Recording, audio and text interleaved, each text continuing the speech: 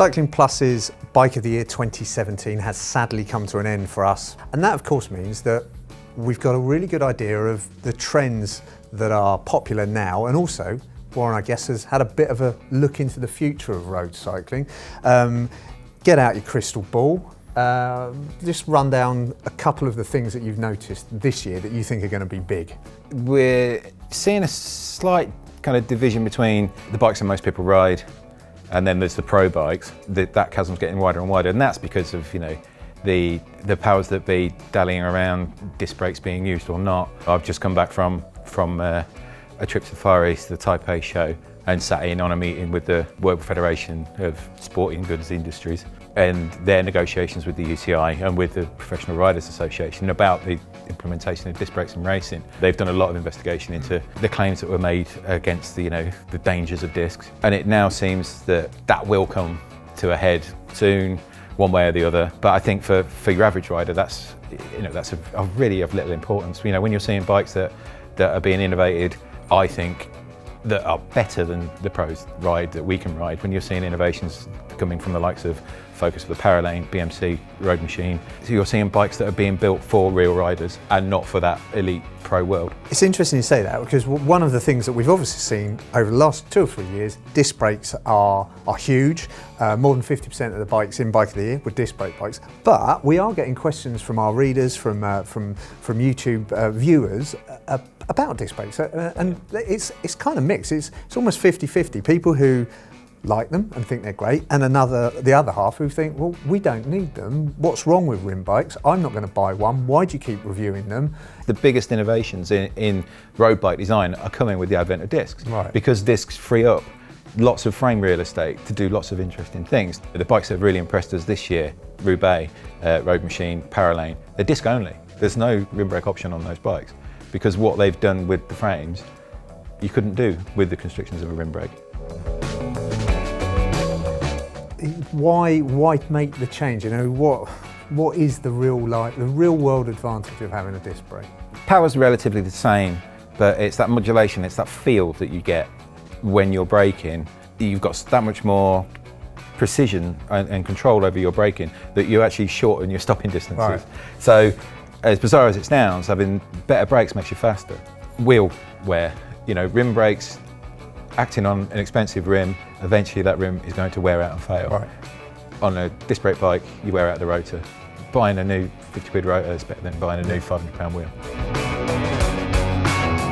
When it comes back to the innovation thing, we'll see the likes of MV, Zip, Reynolds producing some really interesting disc-specific wheels that will be far more aerodynamic than any rim brake wheel can be.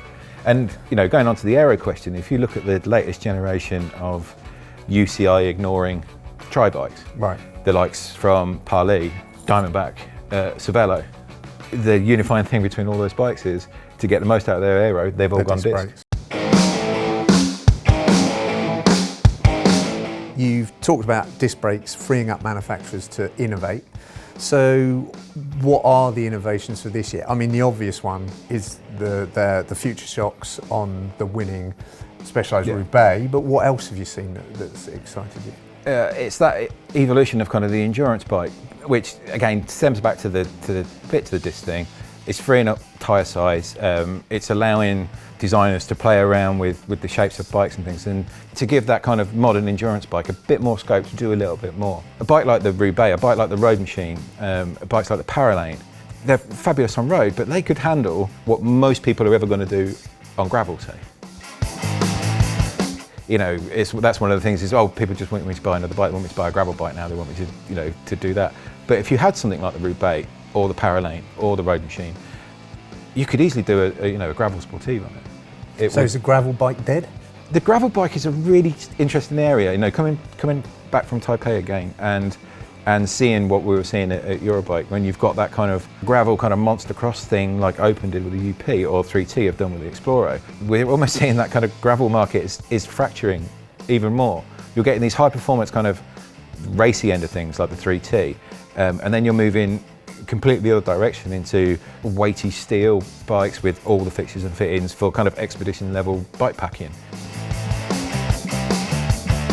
So what about race bikes? I mean, because obviously disc brakes are not yet accepted by the UCI 100%. It's probably going to happen, but they'll change their mind a few times. So what are you seeing with race bikes? I mean, it will inevitably, it will happen.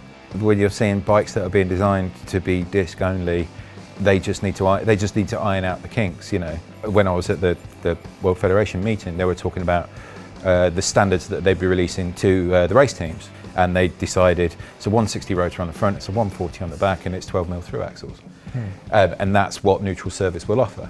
Now, if your team doesn't comply to those regs, if you run a bike that doesn't have those, more for you. You know, those conditions have been set.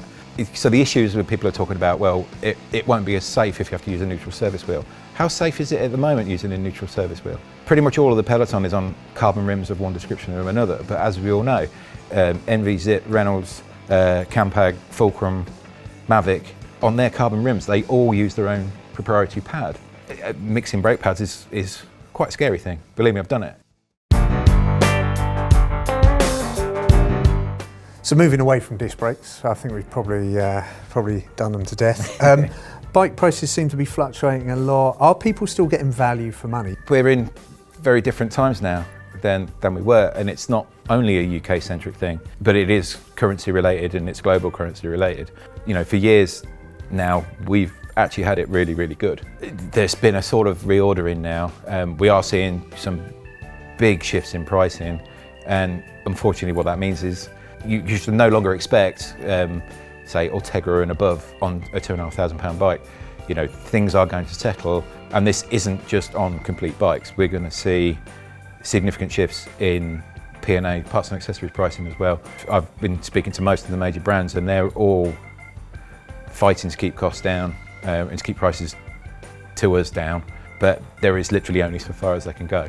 So about parts and accessories, I mean, we're seeing more and more of the bigger brands putting their own parts and accessories, everything from saddles to bars to wheels, on their bikes.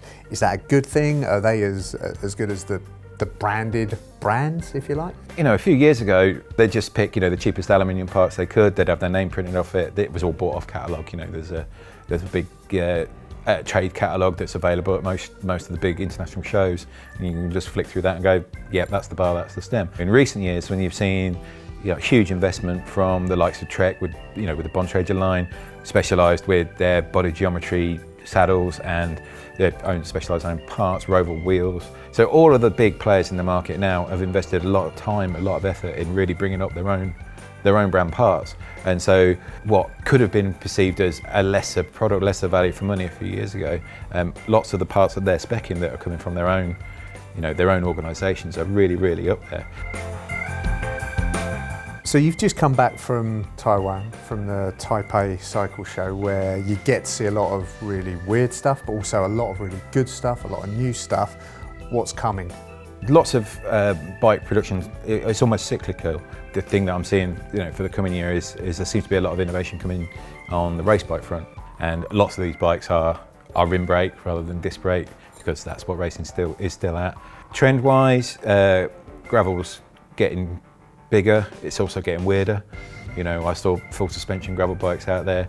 Not entirely convinced of the need for that, but you know, you have to reserve judgment until we could actually get to try one. Electronic drivetrains are inevitably going to start moving a little bit further down the food chain. I'd like to see, you know, the two companies that are dominating electronic drivetrains at the minute, so SRAM and Shimano, come out with that killer, more affordable product. You know, in an ideal world, I'd love to see Di2 come down to 105 level. I'd love to see a force version of ETAP. What about e-bikes? You know, Giant are dipping a toe with an e-road bike. Are we going to see those? Do we want to see those? That was the big thing with the Taipei show, and lots of things we're seeing from that are being mooted by brands, is that if they can electrically assist something, they will. Mm-hmm.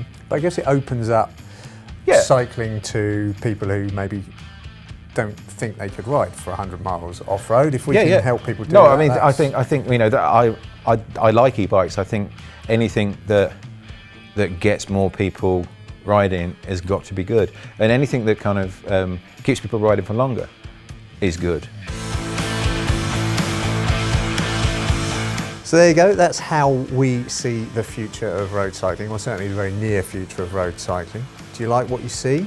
Does it make you wake up in a cold sweat at night? We want to hear, so don't forget to comment.